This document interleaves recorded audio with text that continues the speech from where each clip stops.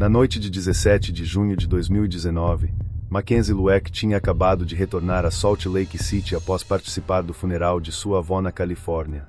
Às 2h40 da manhã, ela embarcou em um Lyft, um serviço de transporte por aplicativo, similar ao Uber. Seu destino era o Aeroporto Internacional de Salt Lake City. O que parecia ser apenas mais uma corrida de aplicativo se transformaria no primeiro ato de uma tragédia. Durante a viagem, Mackenzie trocava mensagens em seu celular. O motorista do Lyft notou que ela parecia tranquila, digitando em seu telefone como qualquer jovem faria. O destino escolhido por ela chamava a atenção: Hatch Park, um local remoto em North Salt Lake, a cerca de 20 minutos do aeroporto. Às 2h59 da manhã, o motorista do Lyft a deixou no parque. Ele testemunhou algo que mais tarde seria crucial para a investigação. Mackenzie foi recebida por um veículo escuro, aparentemente um Subaru. Ela parecia conhecer a pessoa, pois entrou no carro sem hesitação. O motorista do Lyft observou uma breve saudação entre eles, nada que parecesse suspeito no momento. Esta seria a última vez que Mackenzie seria vista com vida. Suas últimas mensagens de texto, seu último trajeto de Lyft e seu encontro final naquele parque escuro se tornariam peças-chave de um quebra-cabeça macabro que a polícia demoraria dias para desvendar. O que ninguém sabia naquele momento era que aquele encontro aparentemente casual tinha sido meticulosamente planejado através de um site de relacionamentos, onde Mackenzie havia conhecido um homem que se apresentava como um próspero profissional de TI.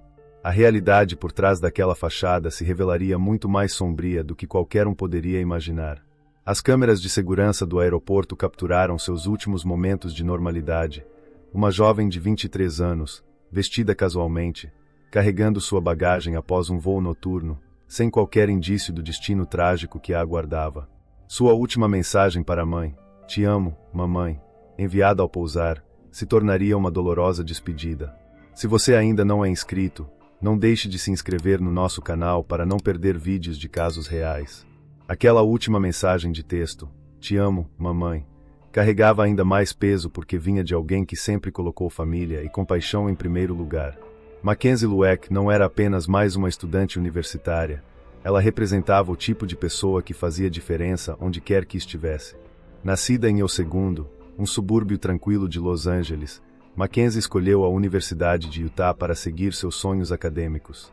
Como estudante de cinesiologia e pré-enfermagem, ela demonstrava uma dedicação excepcional aos estudos, mantendo notas exemplares enquanto equilibrava uma vida universitária ativa. Sua escolha de carreira não era por acaso, refletia seu desejo profundo de ajudar outros. Esse espírito altruísta já estava evidente desde o ensino médio, onde ela deixou um legado importante. Mackenzie não apenas participava de atividades extracurriculares, ela as criava. Sua iniciativa mais notável foi a fundação de um clube dedicado à conscientização sobre o câncer de mama, demonstrando uma maturidade e consciência social além de seus anos. Na Universidade de Utah, ela encontrou seu lugar na Irmandade Alpha Chi Omega, onde rapidamente se tornou uma figura maternal para as demais integrantes. As colegas a descreviam como uma mentora natural, sempre disponível para oferecer conselhos, apoio ou simplesmente um ombro amigo.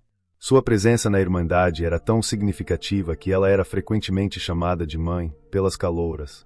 Com a formatura prevista para 2020, Mackenzie estava a apenas alguns passos de realizar seu sonho de seguir carreira na área médica. Seus professores a viam como uma profissional promissora, alguém que combinava competência técnica com uma genuína preocupação pelo bem-estar dos outros. Mas seus sonhos e todo o seu potencial foram brutalmente interrompidos naquela noite de junho, quando ela desapareceu no Hatch Park. O contraste entre a vida vibrante de Mackenzie e seu repentino silêncio não poderia ser mais alarmante. A estudante que estava sempre presente, sempre conectada, sempre fazendo a diferença na vida dos outros, simplesmente desapareceu após aquela noite no Hatch Park. A primeira bandeira vermelha surgiu quando sua mãe, Diana, tentou responder aquela última mensagem, "Te amo, mamãe". O texto, em vez de aparecer no familiar azul do iMessage, mudou para o verde de uma mensagem SMS comum, um sinal de que o iPhone de Mackenzie estava desligado ou fora de alcance. Para uma jovem que estava constantemente online, esse detalhe, aparentemente pequeno, era perturbador. Os sinais de que algo estava errado só se multiplicaram. Seu carro, um veículo que ela usava diariamente para ir à universidade e ao trabalho, permanecia intocado na garagem de sua casa. As chaves, a mala que ela tinha levado para a Califórnia, tudo estava misteriosamente ausente, exceto o veículo. Na universidade, sua ausência foi imediatamente notada. Mackenzie, a aluna dedicada que nunca faltava às aulas, não apareceu para um importante exame intermediário. Seus professores, acostumados com sua participação ativa, reportaram sua ausência. No trabalho, na empresa de testes biológicos onde ela era estagiária, o mesmo padrão, sem notícias, sem avisos, sem Mackenzie. Talvez o sinal mais preocupante veio de seus registros bancários. A estudante que regularmente fazia pequenas transações, café antes da aula, almoço com colegas, materiais de estudo, não realizou nenhuma movimentação após pagar sua última corrida de Lyft. Era como se Mackenzie tivesse simplesmente desaparecido do mapa digital, deixando apenas silêncio onde antes havia tanta vida. O silêncio digital de Mackenzie, em vez de encobrir seu desaparecimento, acabou deixando um rastro de evidências que os investigadores seguiriam meticulosamente. Cada transação ausente, cada mensagem não respondida, tornou-se uma peça do quebra-cabeça que a polícia precisava montar com urgência crescente. A primeira pista concreta veio das câmeras de segurança do Aeroporto Internacional de Salt Lake City. As imagens mostravam Mackenzie, vestida casualmente e carregando sua mala, entrando em um Lyft às 2h40 da manhã. Ela parecia calma, verificando seu telefone enquanto caminhava, um gesto cotidiano que agora carregava um peso sinistro. O motorista do Lyft foi rapidamente localizado, e seu depoimento trouxe detalhes cruciais que começariam a desvendar o mistério. Ela parecia tranquila, relatou o motorista à polícia. Estava mandando mensagens durante toda a viagem. Quando chegamos ao parque, ela fez um comentário sobre como era estranho ser deixada em um lugar tão remoto tarde da noite, mas não parecia preocupada. Ele a deixou no Hatch Park às 2h59, onde ela encontrou alguém em outro veículo, um detalhe que se tornaria vital para a investigação. Os investigadores mergulharam nos registros telefônicos de Mackenzie, e foi ali que encontraram a pista mais significativa. Nas horas que antecederam seu desaparecimento, ela havia trocado 8 mensagens com um número desconhecido. O conteúdo dessas mensagens não estava disponível, mas o timing era revelador.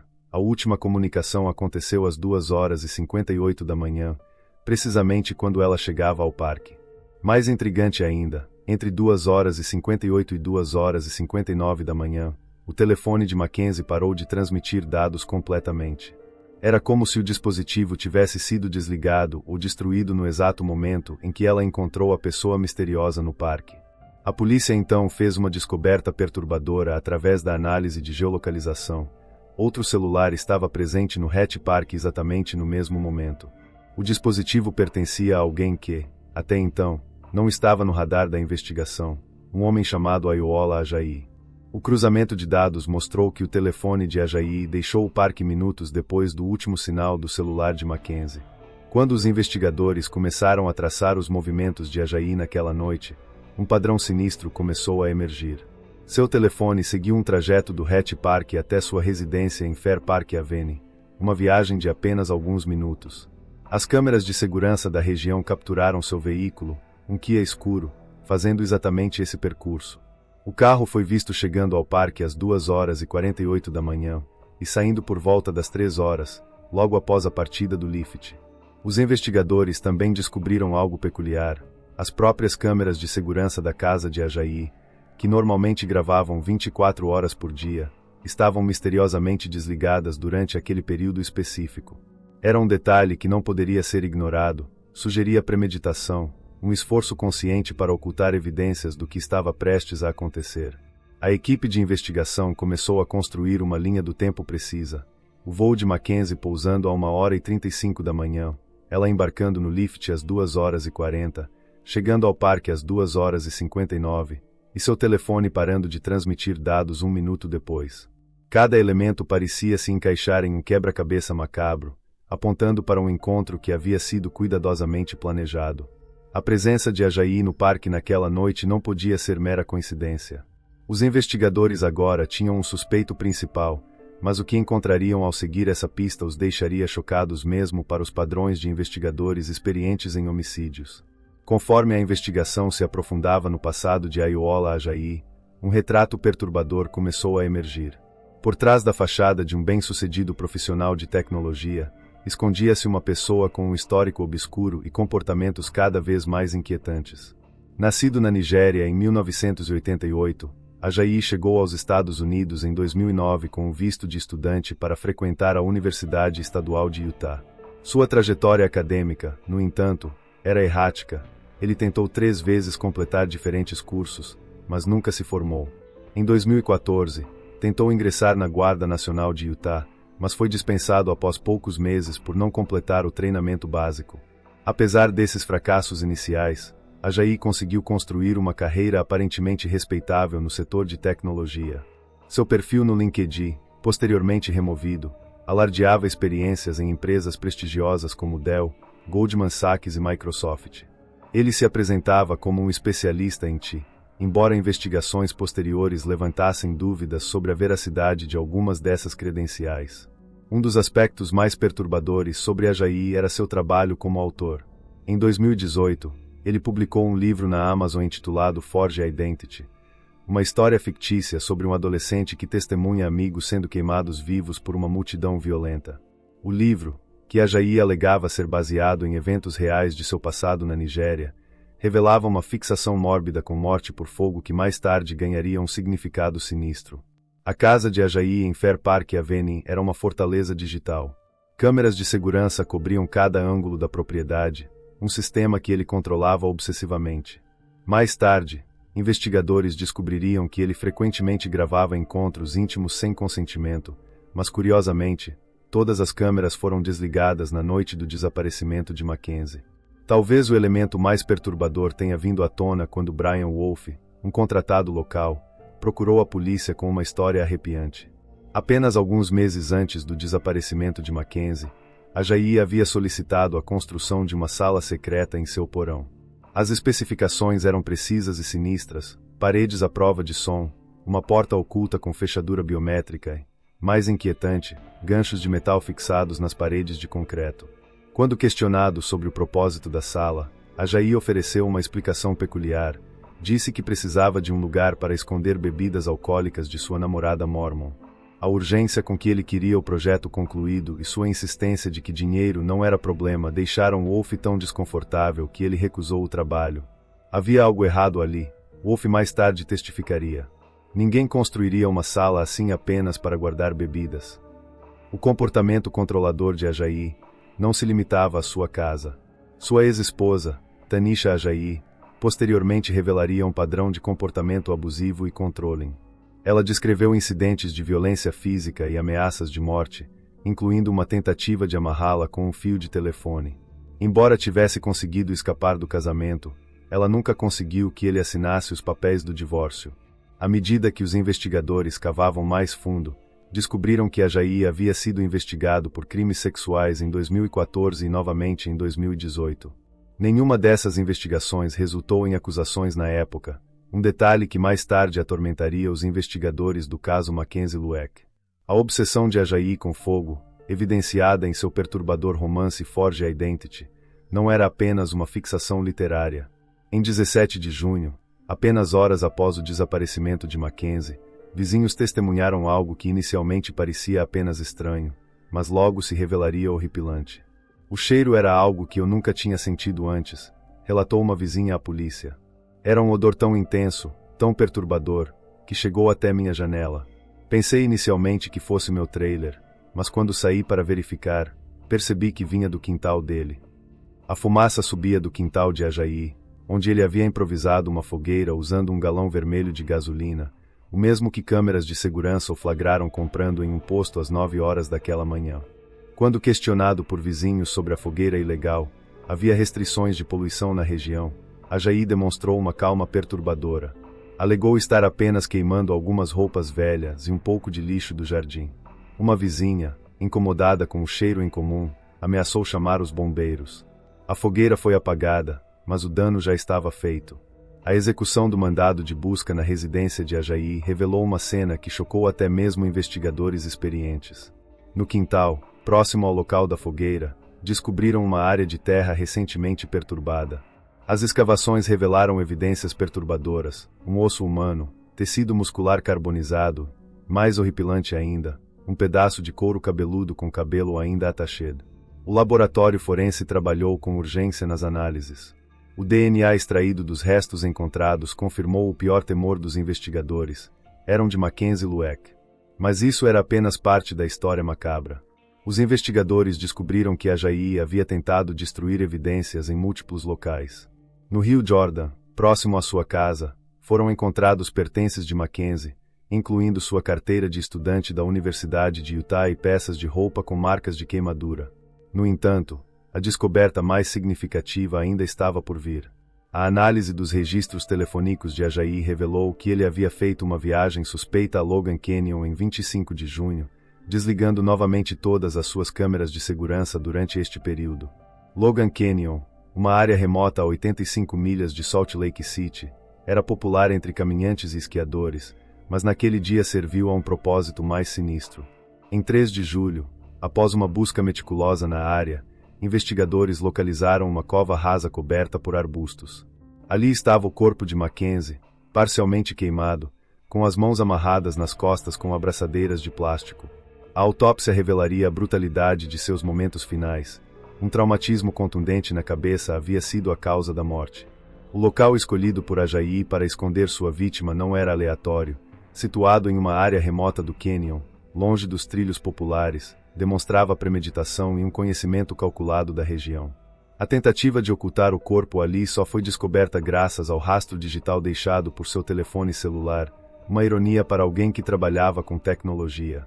Com o corpo de Mackenzie encontrado e Ajayi sob custódia, a investigação entrou em sua fase mais reveladora. O quebra-cabeça macabro começou a ganhar forma, expondo uma verdade ainda mais perturbadora do que inicialmente imaginado. Através do advogado Neil Hamilton, veio a primeira confirmação. Mackenzie e Ajayi haviam se conhecido através de um site chamado Seeking Arrangement, uma plataforma que conectava sugar daddies a sugar babies. O site, que se apresentava como um lugar para relacionamentos mutuamente benéficos, tinha se tornado o terreno de caça perfeito para Ajayi. Embora ele inicialmente negasse conhecer Mackenzie, os investigadores encontraram em seu celular não apenas fotos dela, mas um histórico extenso de conversas entre os dois desde 2018. A premeditação do crime ficou evidente nos detalhes meticulosos. Ajayi havia desligado estrategicamente todas as câmeras de sua casa antes de sair para encontrar Mackenzie, um detalhe significativo para alguém que costumava gravar obsessivamente tudo em sua propriedade. Ele havia comprado gasolina previamente e escolhido um local remoto para o encontro.